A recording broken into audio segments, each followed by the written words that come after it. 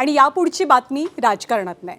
विधान परिषदेच्या अनेक सदस्यांचा कार्यकाळ नुकताच संपला आणि या सगळ्या सदस्यांनी त्यांच्या कार्यकाळामध्ये मिळून किती दिवस किती वेळ विधान भवनामध्ये हजेरी लावली त्याचा एक प्रकारे रिपोर्ट कार्ड समोर आलेला आहे। राज्याचे माजी मुख्यमंत्री उद्धव ठाकरेंनी 2020 मध्ये विधान परिषदेत प्रवेश केल्यानंतर एकूण 133 बैठकांपैकी केवळ 42 बैठकांना हजेरी लावली।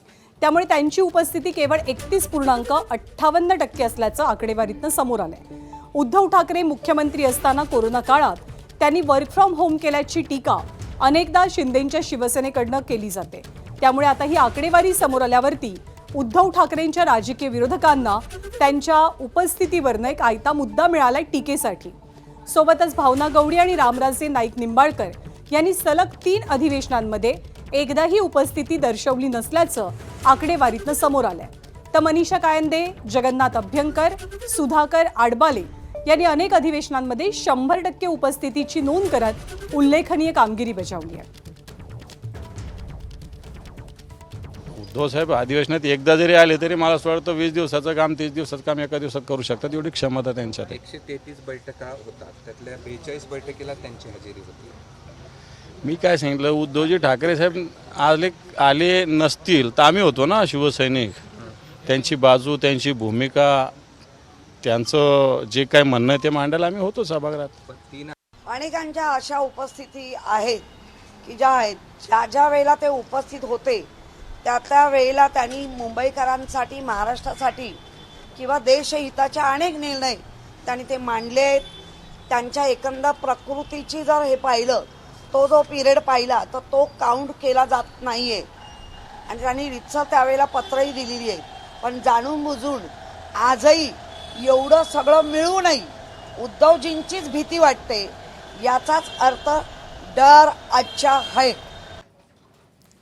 आणि भावना गवळी शिवसेनेचे आमदार, त्यांचं सुद्धा नाव या अनुपस्थितांच्या लिस्टमध्ये अग्रक्रमावरती आहे। पण आपल्या पायाला दुखापत झाली होती, त्यामुळे आपण अधिवेशनांसाठी उपस्थित नव्हतो असं स्पष्टीकरण त्यांच्या वतीनं दिलं गेलं आहे।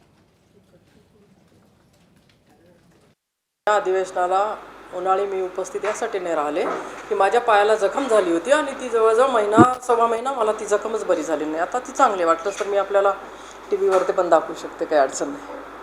पण एकूणच जर आपल्या विधान परिषद कार्यकाळातल्या हा काळ नाही, तसं काही नाही आहे। उपस्थित आहे माझी, तिथे प्रेझेंट आहे, आपण बघून यावं।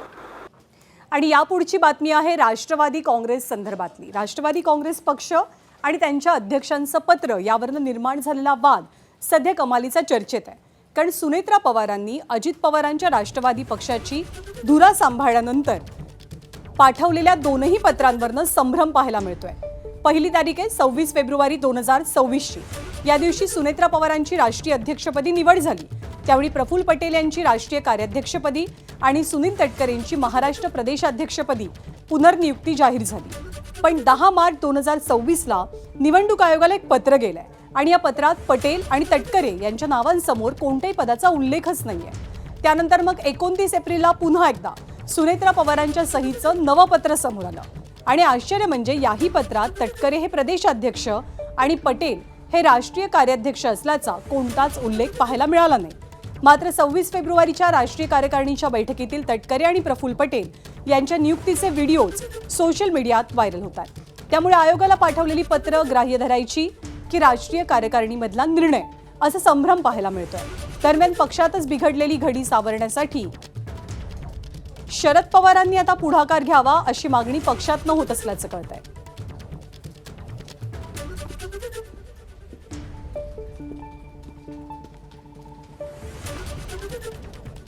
राष्ट्रवादी पक्षामध्ये कसलीही चलबिचल नाही, नेत्यांमध्ये कसलेही मतभेद नाहीत, परंतु जाणीवपूर्वक राष्ट्रवादीमध्ये चलबिचल आहे, जाणीवपूर्वक राष्ट्रवादीमध्ये नेत्यांमध्ये मतभेद आहेत, अशा पद्धतीच्या बातम्या काही लोकांकडनं दाखवल्या जातात, पेरल्या जातात। राष्ट्रवादी काँग्रेस पक्षाच्या राष्ट्रीय अध्यक्षा, राज्याच्या उपमुख्यमंत्री सुनेत्रावहिनी पवार, प्रफुल्लभाई पटेल, तटकरे साहेब यांच्या नेतृत्वामध्ये पक्षामध्ये सर्व काही व्यवस्थित चालू आहे। आणि आपल्या महाराष्ट्रामध्ये पुन्हा एकदा निवडणुका होणार आहेत। या निवडणुका आहेत विधान परिषदेच्या। एकूण 17 जागांसाठी या निवडणुका जाहीर झालेल्या आहेत. 18 जूनला या निवडणुकांसाठी मतदान होणार आहे, तर 22 जूनला निकाल लागणार आहे. एका ठिकाणी पोटनिवडणूक सुद्धा पार पडणार आहे. चंद्रशेखर बावनकुळे आमदार असलेल्या विधान परिषदेच्या नागपूर मतदारसंघासाठी पोटनिवडणूक जाहीर झाली आहे. अर्ज भरण्यासाठी 25 मे ते 1 जून पर्यंतचा कालावधी आहे. 2 जूनला अर्जांची छाननी केली जाईल. सोलापूर, अहमदनगर, ठाणे, जळगाव, नांदेड, सांगली, सातारा, यवतमाळ, पुणे, भंडारा गोंदिया, नाशिक आणि अमरावतीमध्ये स्थानिक स्वराज्य संस्थेची निवडणूक होणार आहे, विधान परिषदेची.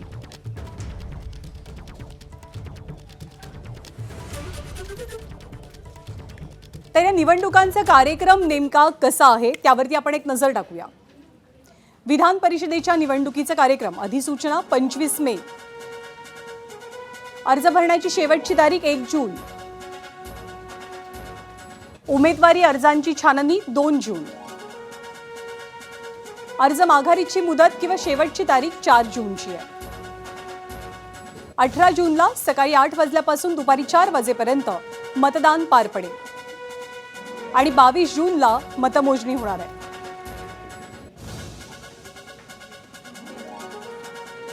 आणि या निवडणुकीसाठी उमेदवारी नेमकी कोणाला द्यायची महायुतीतनं, यासाठी महायुतीचे सगळे नेते एकत्र बसतील आणि संवादातनं मार्ग काढतील, असं आशिष जयस्वाल यांनी सांगितलंय. निवडणुका जस्ट आत्ता जाहीर झालेल्या आहे. ज्यांच्या सिटिंग जागा आहे किंवा ज्या ठिकाणी ज्यांचं पक्ष बलाबल आहे किंवा महायुतीच्या सूत्रानुसार माननीय मुख्यमंत्री महोदय आणि आमचे मुख्य नेते माननीय एकनाथजी शिंदे आणि सुनेत्राताई पवार हे बसून या संदर्भामध्ये जे काही मेरिटवर आहे त्या पद्धतीने निकषानुसार किंवा पक्षीय बलाबलाप्रमाणे किंवा जिथं ज्यांची लोकप्रतिनिधींची संख्या कशी आहे त्या आधारावर योग्य तो निर्णय घेतील. बहुप्रतीक्षित ही निवडणूक होत आहे आणि पुन्हा लोकशाहीच्या दृष्टीने विधान परिषदेच्या सभागृहात काही नवीन आमदार विधान परिषदमधून निवडून येतील आणि त्यातून राज्याच्या जनतेला एक चर्चेचा एक प्लॅटफॉर्ममध्ये त्यांना त्यांची बाजू मांडता येईल. एबीपी माझा, उघडा डोळे बघा नीट.